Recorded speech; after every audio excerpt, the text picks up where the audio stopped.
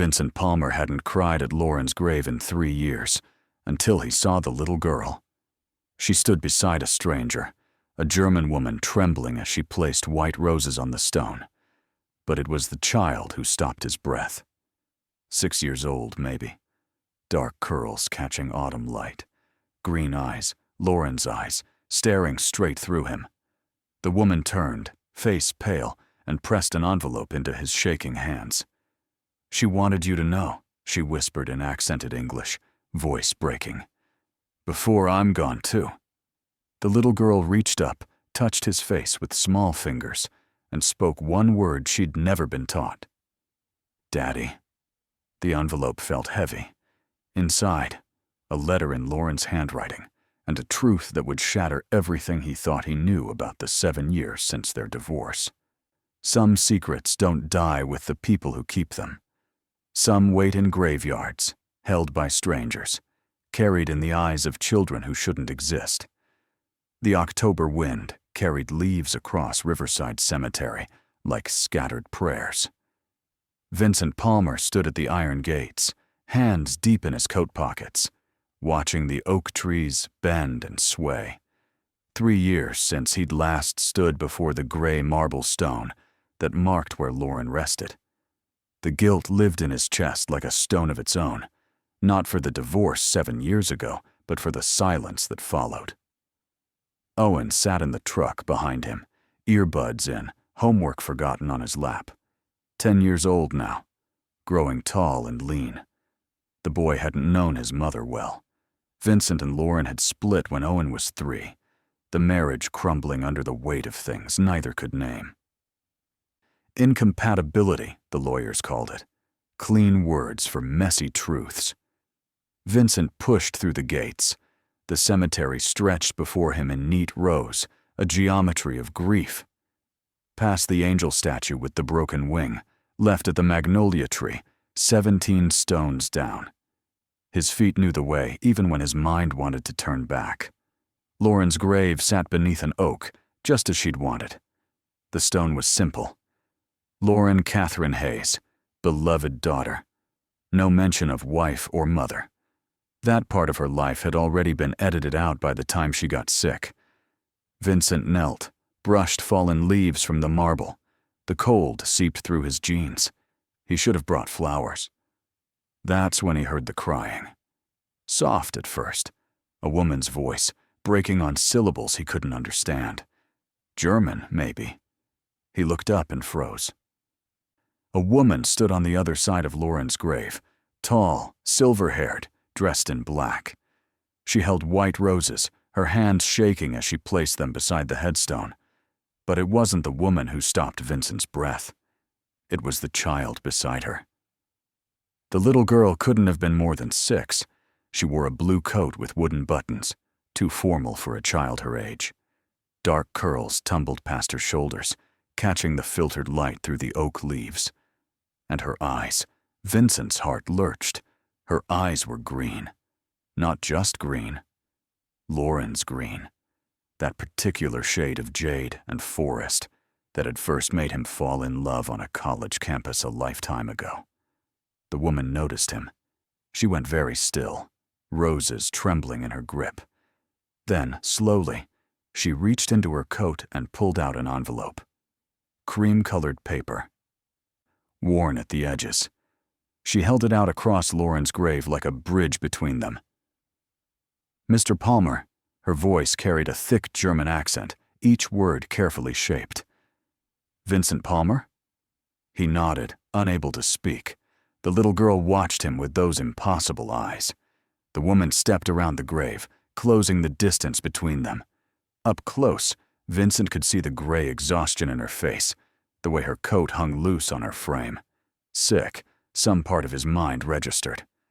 "My name is Margaret Fisher," she said. "I was Lauren's friend. From university. From Munich." She pressed the envelope into his hands. Her fingers were ice cold. "She wanted you to know. She made me promise. Before I'm gone, too." Vincent stared at the envelope. His name was written across the front in Lauren's handwriting, that elegant script she'd learned in boarding school. His hand shook as he held it. The little girl took a step closer.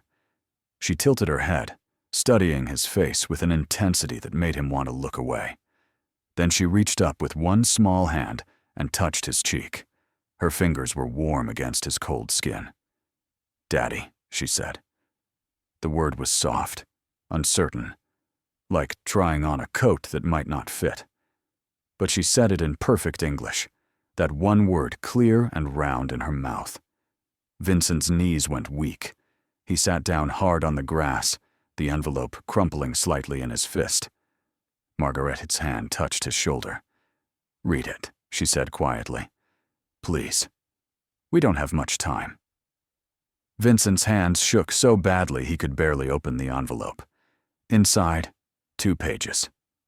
Covered front and back in Lauren's careful handwriting. Dated 2.5 years ago, 6 months before she died. "Vincent, if you're reading this, I'm gone, and Margaret has kept her promise. I asked her to wait 3 years, to be sure I was really gone, and that you'd had time to grieve. I got pregnant 3 weeks after we signed the divorce papers." Vincent stopped reading. The words blurred. He read the sentence again. It didn't make sense. "You remember that night? You came to pick up your books, and we ended up talking until dawn about all the things we should have said during the marriage. We were kind to each other that night, Vincent, and we were careless. I found out 2 months later. I was already in Munich, starting the fellowship. I stared at that pregnancy test for an hour, then made a decision I've regretted every day since. I didn't tell you. I was scared, Vincent. Scared you'd think I was trying to trap you. Scared of court dates and custody battles and lawyers. Scared I'd have to share this baby the way we'd shared Owen. Split down the middle. Never whole. So I stayed in Munich. I had Isla, that's her name, Isla Catherine Palmer, and Margaret helped me. When the cancer came back, she promised to raise Isla if I didn't make it. I thought I had time to tell you face to face, but cancer doesn't care about rehearsals or second chances. Isla is 6 now. She speaks German and a little English. She loves pancakes and hates thunderstorms. She draws constantly. Your talent, not mine. She asks about you sometimes, about the man who didn't know she existed. Margaret is sick now, too. Lung disease. That's why she'll bring Isla to you. I've enclosed the birth certificate and DNA paperwork. She's yours, Vincent. Completely, legally, biologically yours. She has your eyes when she laughs, and your stubbornness when she's determined. I don't expect forgiveness. I just need you to know the truth. Take care of her. Please. She's the best thing I ever made." Lauren Vincent read the letter 3 times. Each reading hit harder than the last, building like waves against a breakwater. Margaret knelt beside him on the grass. She didn't want to tell you, even at the end.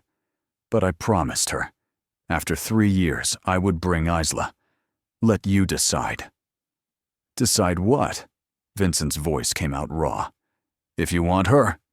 The little girl, Isla, sat cross-legged on Lauren's grave, running her small fingers over the carved letters of her mother's name. She hummed something under her breath. A melody Vincent almost recognized. "I need proof," he said, hating himself for the words. "DNA, birth certificate. Of course." Margaret pulled a folder from her bag. "Medical records. Birth certificate listing Vincent Palmer as father. DNA results from a German lab. All of it legal. All of it real." Lauren prepared everything. She was very thorough. Vincent stared at the documents, at the birth date, 6 years and 2 months ago. 9 months after that last night with Lauren. Why didn't she tell me? Even at the end? Pride, shame, fear. Margaret looked at Isla, but also love. She wanted to give Isla a father who chose her, not one who felt trapped by obligation. "And you're really dying?" "Yes. 6 months, maybe less." Margaret's voice was matter-of-fact.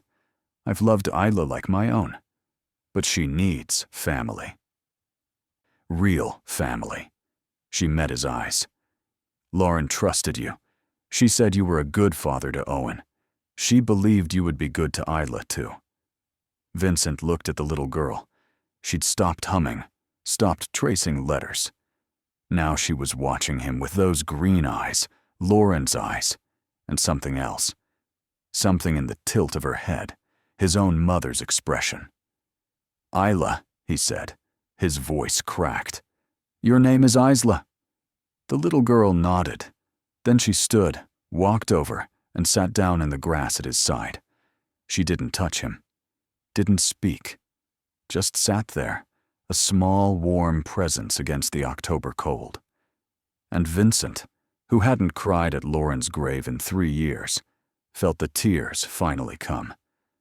Owen took the news quietly. They sat in the truck in the cemetery parking lot, while Margaret and Isla waited by the gates. Is she nice? Owen finally asked. Vincent almost laughed. I don't know yet. Can I meet her? Yes, but Owen, this is complicated. Legal things. I don't know if… Dad. Owen looked at him with those serious eyes. She's my sister, right? Biologically, yes. Then we should take her home. Vincent called his lawyer from the truck.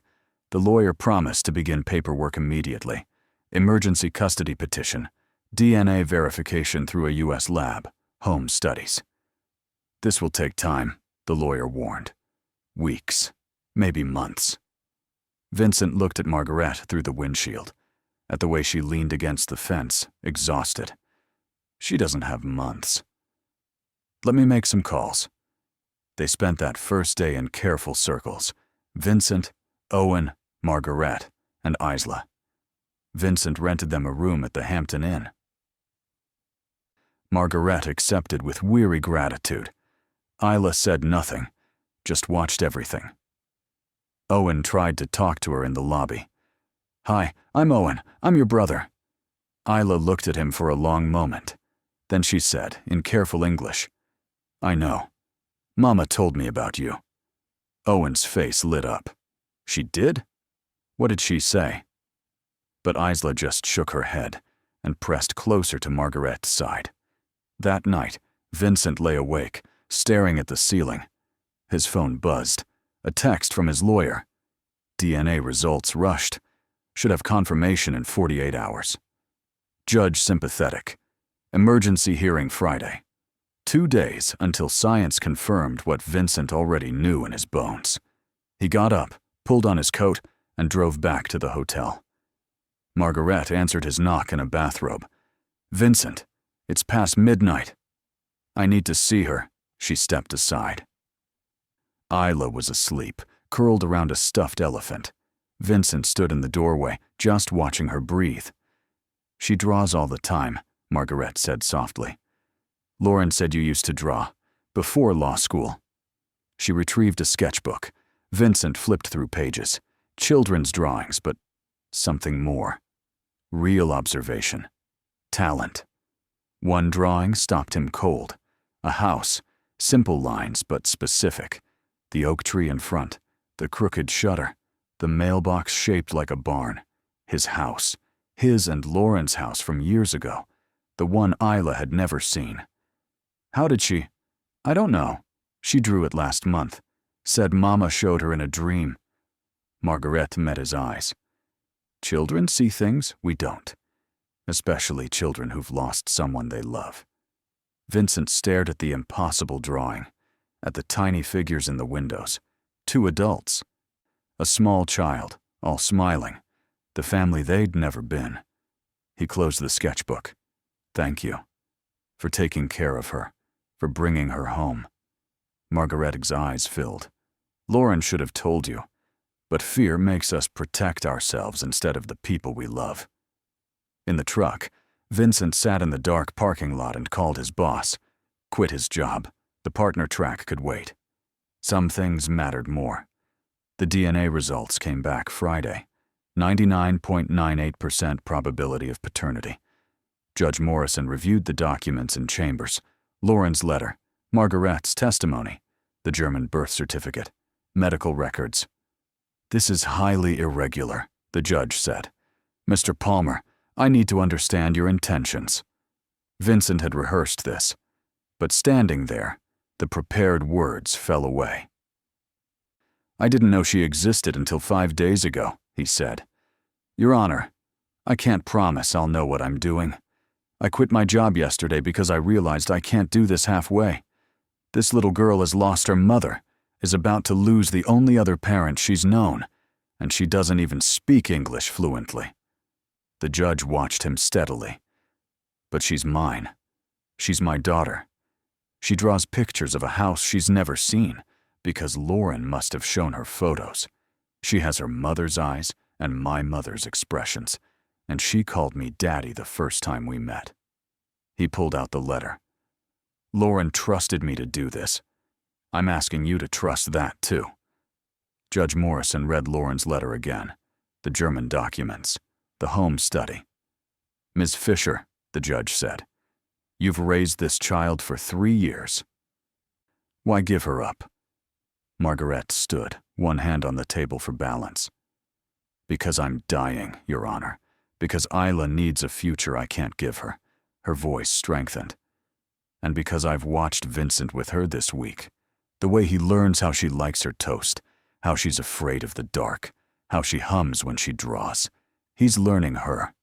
That's what good parents do. Judge Morrison was quiet for a long moment. I'm granting temporary custody, pending a follow-up in 90 days. Ms. Fisher, you'll remain in the U.S. for 2 weeks minimum. Mr. Palmer, I'm ordering family counseling. This child has experienced trauma. She needs support. Vincent's knees went weak. Thank you, Your Honor. Don't thank me yet. Making a family isn't about biology. It's about showing up every day, even when it's difficult. Outside, Isla sat on a bench, swinging her legs. When she saw Vincent, she stood slowly, uncertain. Vincent knelt. The judge says you can come home with me, if you want to. Isla looked at Margaret, then back at Vincent. Where's home? Vincent felt his heart crack and mend. I'll show you. Home was a 3-bedroom house on Maple Street. Vincent found himself seeing it through Isla's eyes as he pulled into the driveway. The oak tree, the blue door Owen had helped him paint, the basketball hoop that was always crooked. Owen came out onto the porch, hovering. Hi. I made brownies.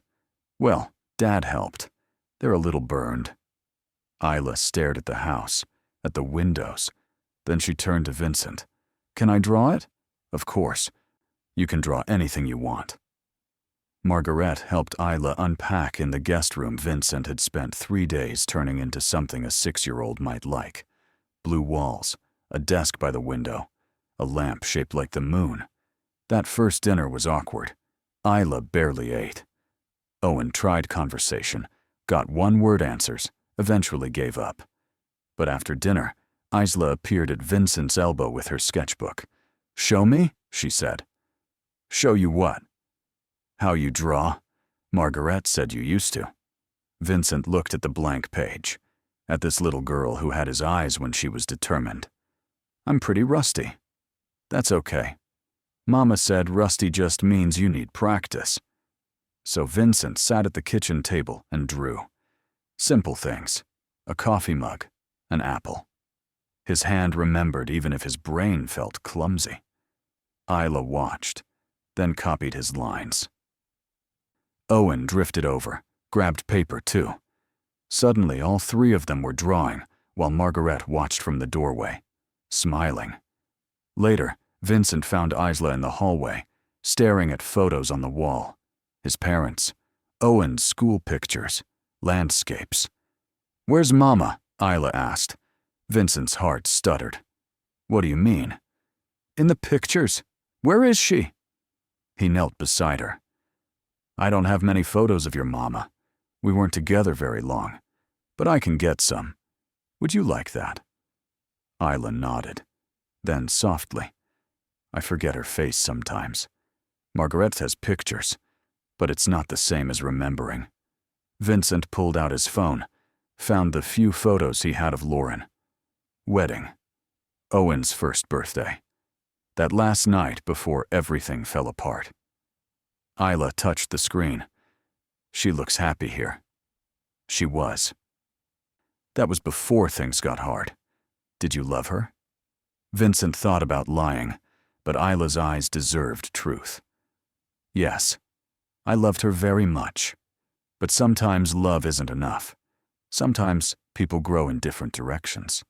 Is that why you got divorced? Part of it. Isla was quiet. Then, Mama said you were a good man, that you would take care of me. She looked at him. Are you? Am I what? A good man. Vincent felt the weight settle over him. I'm trying to be. I make mistakes. But I promise to try my best for you. That's all I can promise. Isla studied his face. Then she took his hand. Her fingers wrapped around his. Okay, she said. We try together. The first weeks were harder than Vincent imagined. Isla cried for Margaret at night. She barely spoke, just watched with careful eyes. The court-ordered therapist helped, Dr. Forum. Chen, who specialized in childhood grief. She's grieving multiple losses, Dr. Chen explained. Her mother, her country, her language, her entire world. She needs time and consistency. Vincent gave her both. He learned Isla liked her toast, cut in triangles, that she was afraid of thunderstorms because she'd been caught in one with Lauren the month before she died, that she hummed when anxious, the same melody, something Lauren used to sing. He learned she drew when she couldn't find words, sketchbooks full of memories, Lauren's face, Margaret's apartment, the hospital, and new things. Owen playing basketball, Vincent making breakfast, their oak tree. Owen learned to read her favorite stories at bedtime, learned to give her space when needed and be there when wanted, learned that being a brother meant showing up. Margaret stayed 3 weeks. She grew weaker each day, but helped bridge the gap.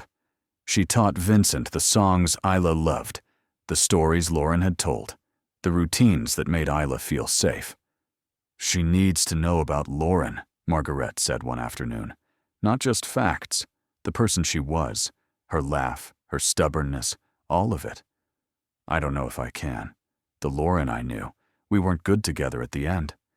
Then tell Isla about the Lauren from the beginning. Let Owen know his mother was more than the divorce. Margaret's hand found his. Children need the full truth, not perfect. Real. So Vincent started telling stories about meeting Lauren in college, how she'd challenged him to a debate and won, how she'd dragged him to art museums, how she'd wanted to change the world. Owen listened as hungrily as Isla. He'd been too young to remember Lauren as anything but the mother who disappeared. She liked stars, Isla said one night. Mama would take me outside and show me constellations. Vincent's heart clenched. Lauren's mother, Patricia. She taught Lauren that. He'd almost forgotten about Patricia. Lauren's mother, who'd cut contact after the divorce, who hadn't even known about Isla. Vincent found Patricia through old contacts, called 3 times before she answered. Vincent Palmer, her voice was cold. Why are you calling? Patricia, I need to tell you something. About Lauren. She had another child. A daughter? Isla. Silence. Then, what? Vincent explained. Everything. Patricia listened. When he finished, she said, I want to meet her. Of course, but Patricia, I'll be there tomorrow. Patricia arrived at noon, dressed in black. Isla watched from the window. Who's that? Your grandmother. Your mom's mother. Isla's eyes went wide. But Mama said her mama was angry, that we couldn't see her. She looked sad. Patricia walked up slowly. Vincent opened the door. They stared at each other. 3 years since Lauren's funeral. Patricia. Vincent. She looked past him. Where is she? Isla had retreated to the couch, Owen beside her. Patricia stepped inside and saw the little girl, saw Lauren's features in miniature. Patricia's composure shattered. She sank onto a chair, hands covering her mouth. "Oh my God. Oh, Lauren." Isla looked frightened. Owen put his arm around her. Patricia held up a hand. "I'm sorry. I didn't mean to scare you." She looked at Isla through tears. "You look just like her. Just like my Lauren when she was small." Isla clutched her sketchbook. "Are you really my grandmother?" "Yes. I didn't know about you. Lauren never told me. If I'd known." Her voice broke. "I would have been there." "Why didn't she tell you?" Vincent asked quietly. Patricia looked at him. "Because I said terrible things when you divorced. I blamed you for everything. Lauren must have thought I'd be angry about the baby too." "She was scared," Vincent said. "Of a lot of things." Patricia looked at Isla. "Can I come closer?" Isla glanced at Vincent. He nodded. "It's okay. She's family." Isla walked halfway. Patricia met her, kneeling. "I'm your grandma, Patricia, and I loved your mama very much." Her voice caught. "I'm so sorry I wasn't there for you." Isla held out her sketchbook. "I drew Mama. Want to see?" Patricia took it with shaking hands, flipped through pages of Lauren, smiling, sad, sleeping, playing. Drawings that captured not just a face, but a person. "These are beautiful. You're so talented, just like—" She stopped. "Just like Daddy," Isla finished. "Margaret says I got it from him." Patricia looked at Vincent. Something shifted. Not forgiveness yet, but understanding. "Can I take you out? You and your brother? We could get lunch, get to know each other?" Isla looked at Vincent. He could see her uncertainty. "Only if you want to," Isla thought, then nodded. "Okay, but Owen comes too." After they left, Vincent sat in the quiet house. Lauren's mother, who'd hated him for 7 years, was having lunch with his children. Maybe that was healing. Not perfect. Just people trying to do better. Weeks turned to months. Autumn became winter. Isla slowly unfurled. She started speaking more, mixing German and English in ways that made Owen laugh. She played with neighborhood kids. She drew constantly. Margaret went back to Germany in December. The goodbye was devastating. Isla clung to her, sobbing, begging her not to go. "You'll be okay," Margaret said, holding her. "You have your father now, your brother, your grandmother, a whole family. I don't want you to go. I know, Liebling, but I'll always be with you, just like your mama, in your heart, in your memories, in every beautiful thing you draw." After Margaret left, Isla stopped drawing for 2 weeks. Vincent tried everything, new pencils, museums, but she refused. It was Owen who reached her. He came into her room with his own notebook and started drawing. Badly. Stick figures and crooked houses. Isla watched from her bed. "That's terrible," Owen grinned. "I know. Want to show me how?" And Isla picked up her pencil again. Patricia became a regular presence. Weekly visits, museums, parks, teaching Isla to bake cookies Lauren had loved. She and Vincent navigated an uneasy peace, united in their love for Lauren's children. She brought documents, photos from Lauren's childhood, baby books, certificates, memories Patricia had kept locked away.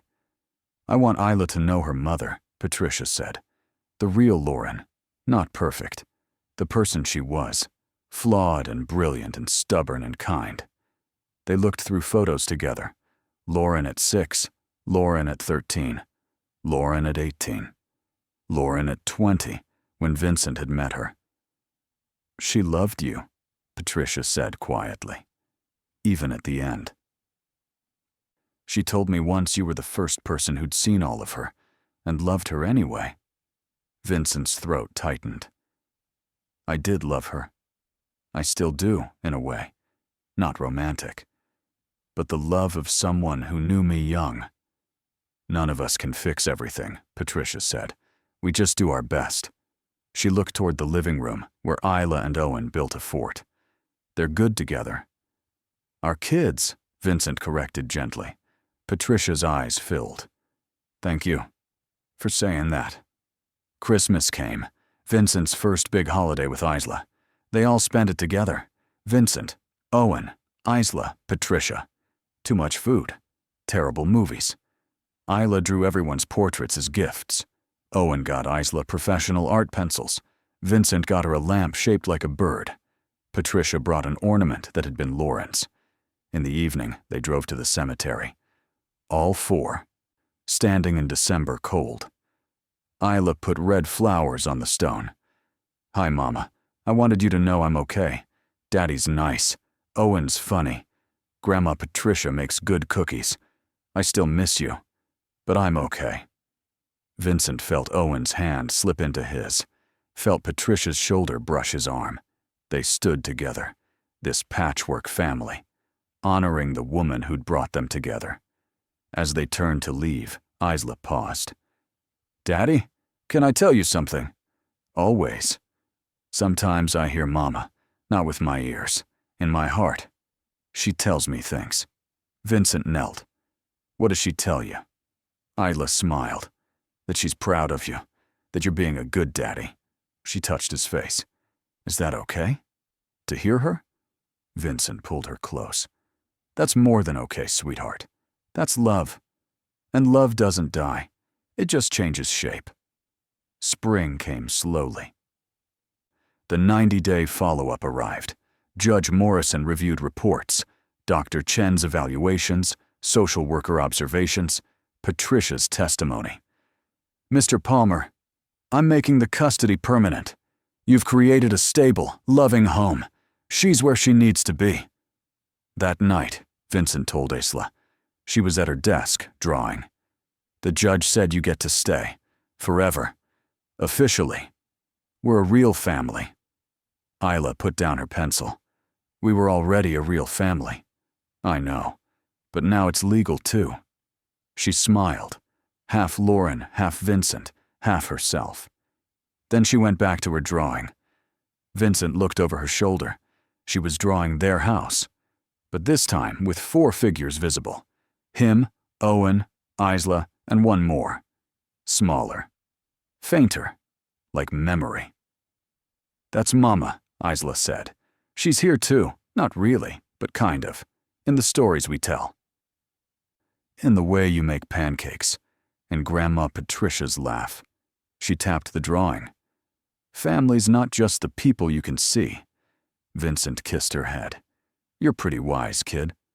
Mama said that too. Life settled. School, homework, art lessons. Owen's basketball games, where Isla drew players instead of watching. Weekend visits with Patricia. Stories about Lauren. Vincent started drawing again, too. Really drawing. Set up an easel in the garage, worked evenings. Isla sometimes joined him, and they'd draw side by side in comfortable silence. The locket Lauren left became a fixture around Isla's neck.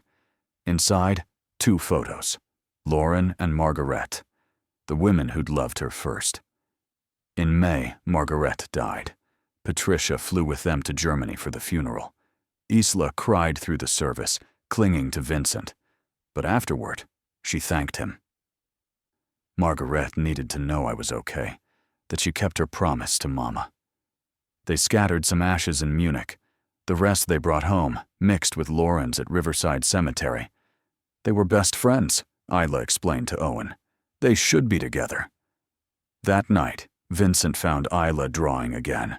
He sat on her bed. You okay? She nodded. I was thinking about what Dr. Chen said, about how people we love never really leave us. That's true. She showed him her sketchbook.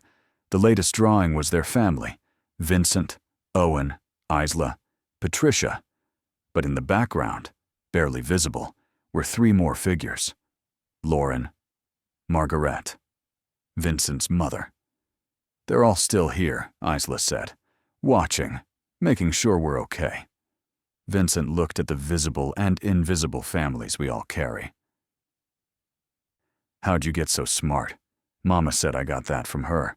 Isla grinned. But the art's from you. She climbed into bed. Vincent tucked her in, smoothed her curls. Daddy? Yeah, I'm glad I found you, even though it was sad how it happened. I'm glad. Vincent's heart cracked open. Me too, baby. Downstairs, Owen did homework. Patricia had left dinner in the fridge. She did that now, quietly helping in ways that said, sorry, and I love you without words. Vincent stood at the window, looking at the backyard. The swing set, the garden Patricia was helping them plant, the basketball hoop, the life they'd built from grief and secrets. His phone buzzed. A photo from Patricia, her and the kids at the art museum, Isla explaining a painting with serious intensity.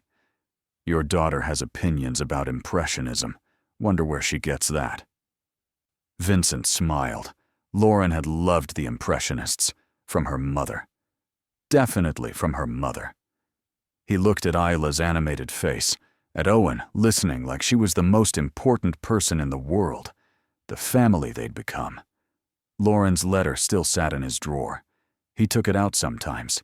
Each time it hit differently. Less accusation, more gift. The gift of truth. Of Isla.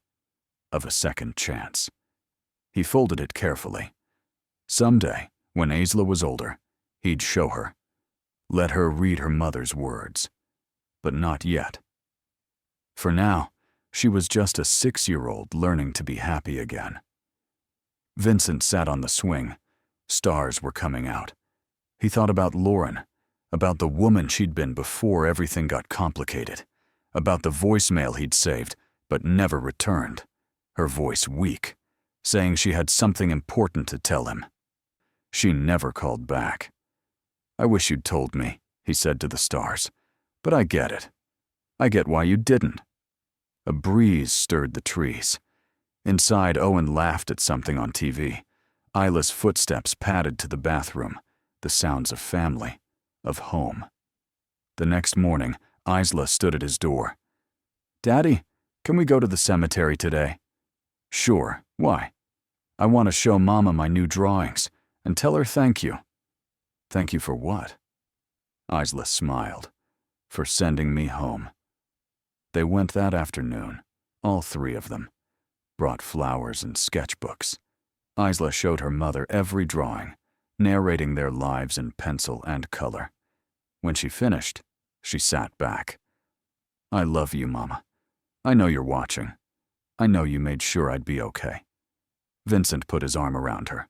Owen stood on her other side. The 3 of them, together. As they turned to leave, Isla paused. Daddy, look. She pointed at the grave. The white roses were long gone, but in their place, blooming from grass, was a single wildflower. Impossible. Wrong season. Nothing grew here. But there it was, small and bright. Isla knelt, touched it gently. Mama says you're welcome, she whispered. Vincent didn't ask how she knew, didn't question the impossible flower. Some things just were. Magical and real all at once. They walked to the truck, Isla's hand in his, Owen racing ahead. Vincent looked back once, at the grave, at the impossible flower, at where his old life ended and this new one began.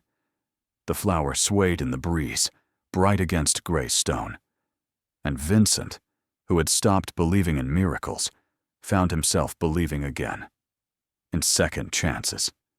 In love that transcended death. In daughters who appeared like ghosts and became his whole world. In the family you find when you're brave enough to accept the impossible. They drove home through spring afternoon, windows down, music playing, Isla humming that melody from Lauren. Owen sang along badly, making Isla laugh. Vincent joined in, voice rusty but willing. And somewhere, he thought, Lauren was smiling, watching her family, the one she'd built in secret, the one she'd trusted Vincent to finish, the one that was broken and blended and beautiful because of its imperfections. Home wasn't the house on Maple Street. Home was this. 3 people who'd found each other through grief, building something new from wreckage, learning each other's rhythms, showing up each day, even when hard, especially when hard. That night, Vincent tucked Isla in.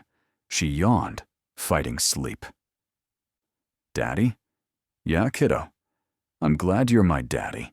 Vincent's throat closed. "I'm glad you're my daughter. Even though Mama didn't tell you. Especially because of that. Because it means every day, with you, is a gift I didn't know I was getting." Isla smiled, drifting off. "Mama said you'd say something like that." "She did?" But Isla was asleep, one hand curled around her locket. Vincent stood in her doorway, watching her. This miracle child. This impossible gift. He went to his room, found the letter one more time, read it one more time. Then he wrote back. "Dear Lauren, I got your letter. I met our daughter. She's incredible. Smart and stubborn and talented, with your eyes and my mom's expressions and a heart bigger than both of ours combined. I wish you'd told me, but I understand why you didn't. We weren't in a place where trust came easy. Thank you. For Isla. For trusting me with her. For believing I could be a better father than I was a husband. She's safe. She's loved. She has a brother who adores her, a grandmother making up for lost time, and a father learning every day how to be what she needs. I'll take care of her. I promise. For the rest of my life. Thank you for the gift you left in a graveyard." Vincent, he folded the letter with Lauren's, put both in his drawer. Writing it felt like closing a circle, saying words he wished he'd said when she was alive. He lay in bed, listening to the quiet house. Owen's door, old floorboards, the refrigerator hum, sounds of home, Patricia's text. Sweet dreams. Tell my grandbabies I love them. Vincent typed back a heart emoji. Then he closed his eyes and slept, dreamless and peaceful.